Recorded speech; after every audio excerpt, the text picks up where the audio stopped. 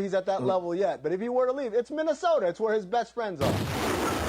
Reckless speculation. Yes, love me some reckless Wolves speculation. You guys know that inexplicably, for whatever reason, the team that I have become the most emotionally attached to is the team that is one of the worst franchises in all of professional sports, the Timberwolves. Mm-hmm. That should require therapy, by the way. We're Wild fans, and we're just cool with mediocrity. So, I mean, that's true. Take your pick. Yeah, but the Wolves, take your pick, man. the Wolves are punishment.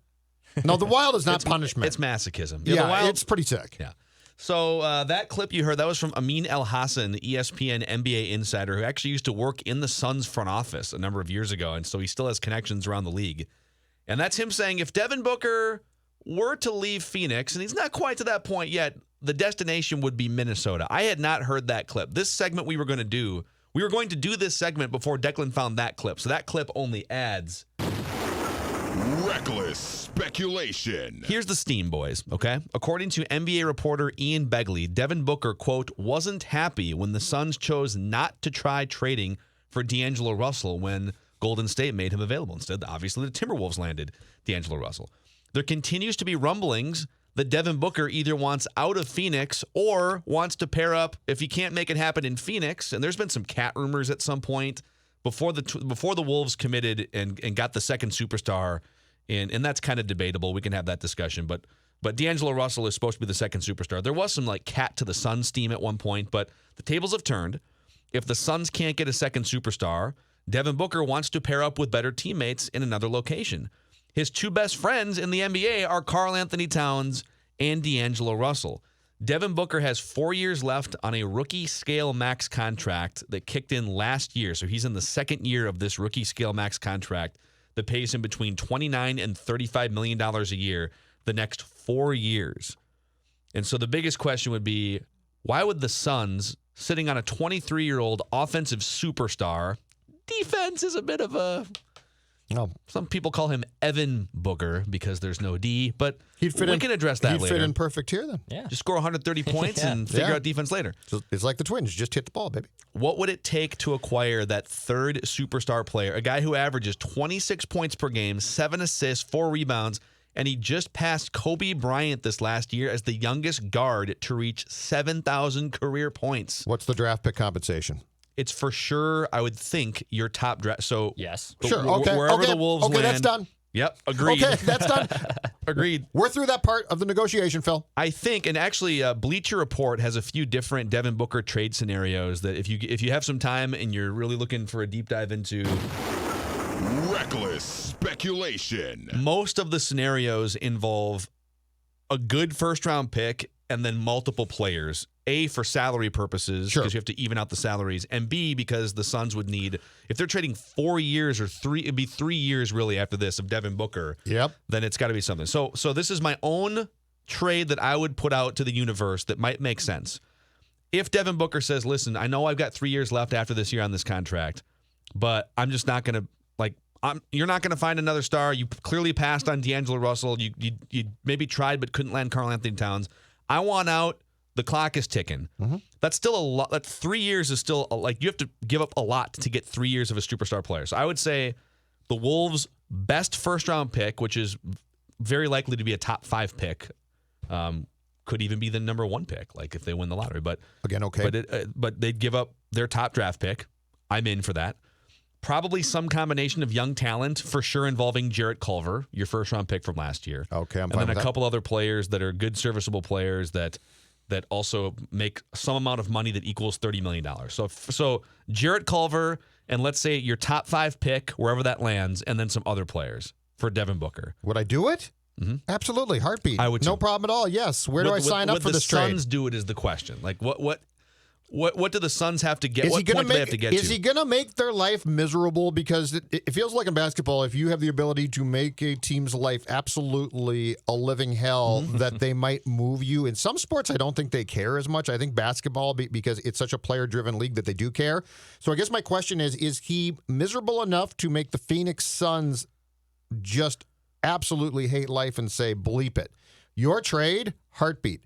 Now, when I read the story about this, the one thing I read that the Suns were afraid of, and we should address this, is that D'Angelo Russell, if he went to Phoenix, might have been a bad influence on Booker, and they were concerned about that, okay? Yeah. But let me say this for the Wolves. The Wolves don't care about that at this point. No, but you know He's what? the second superstar. I thought the same thing, just as sort of a funny thing at first. I thought that exact same thing. But let me say this for the Wolves. There are areas that are still probably question marks. You know, Saunders is a very young guy. As far as his potential long-term as the coach here, I think that's going to develop. I don't know. I can't say it's going to work for sure. I can't say it's not going to work for sure. But I will say this as far as the infrastructure under Gerson Rosas goes. I get the idea that these guys, and it's the starting point, to be very clear here. This is not I'm sold on this. I get the idea that these guys get what they're doing, though. And so if we're talking about creating an insulated culture that's going to take 2 guys or 3 guys who you're like, is the chemistry going to be right? Not that they're not going to be buddies, but that they are going to be, and does that become a problem as far as the influences go? There are several Wolves teams where I'd be like, no, you can't do that. It's going to blow up. With Rosas and the gang now, I don't know that that's true.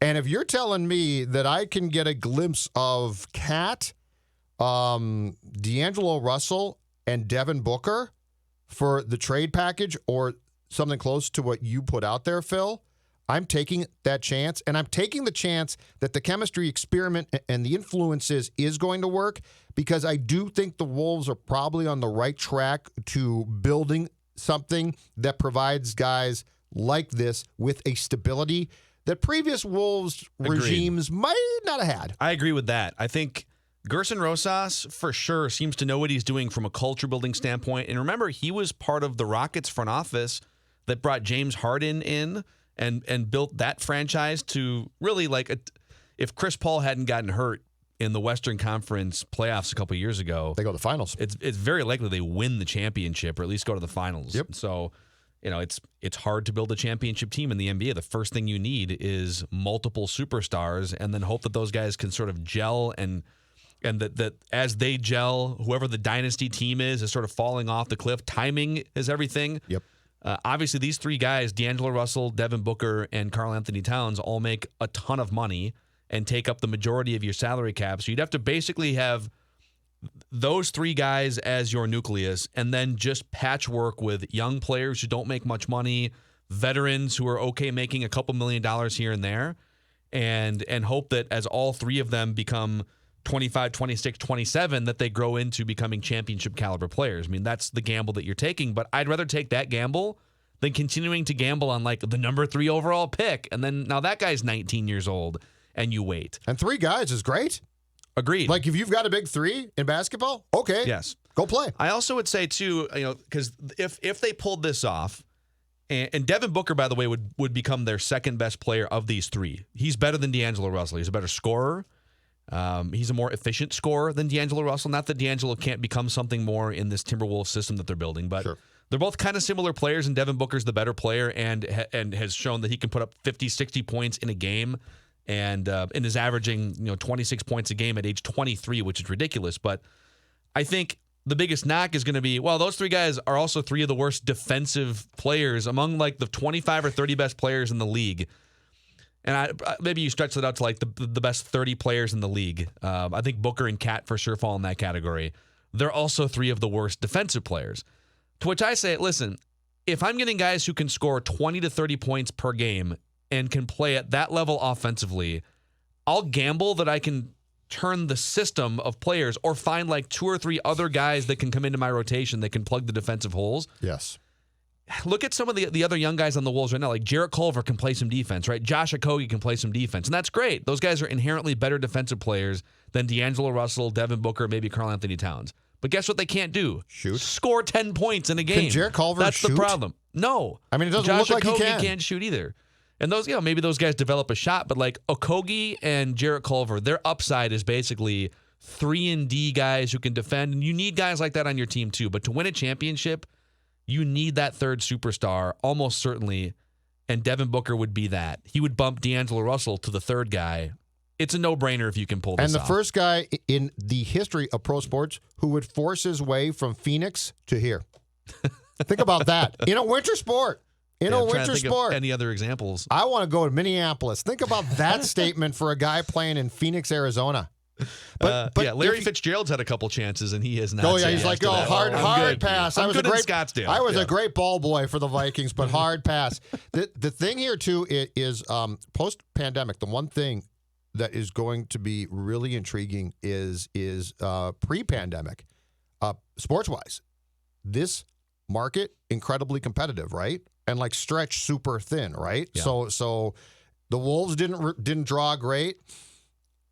Now, when things get back, you are going to have to compete big time because the Vikes are going to be king. The Twins look damn good, right? If you're the Wolves, and now you go from potentially having a big 2 to a big 3, that at least I think puts you back on that map because that's going to be the toughest thing. Yeah. Is there's going to be teams here who get left out for sure. Because individuals and corporations are going to say ticket-wise, sorry, but I just can't. And I think they're already more exciting with D'Angelo Russell and Karl Anthony Towns than they've been in a couple of years anyway, Yeah. since Jimmy Butler, before he hit the nuke button. So they're kind of back to being interesting just with those two guys, but they would be far more interesting with Devin Booker in the mix. And the other thing, too, that's sort of tugging at my heartstrings with this, I just watched over the weekend. Actually, it was on Monday night. I went to Netflix and watched A Kid from Coney Island. I watched that on Sunday too. Is that good? Awesome. It's really good. I just watched. Yeah, it's really good. It's essentially just it's a 2-hour documentary on Stephon Marbury's life and his family, and they didn't do a huge deep dive into his Timberwolves thing, but they did enough of a deep dive to make you really feel the reality of how much of a missed opportunity that was in the late 90s. His brother said he was convinced that they'd win a championship. Steph and KG. I think so too. He wasn't the only one at the time.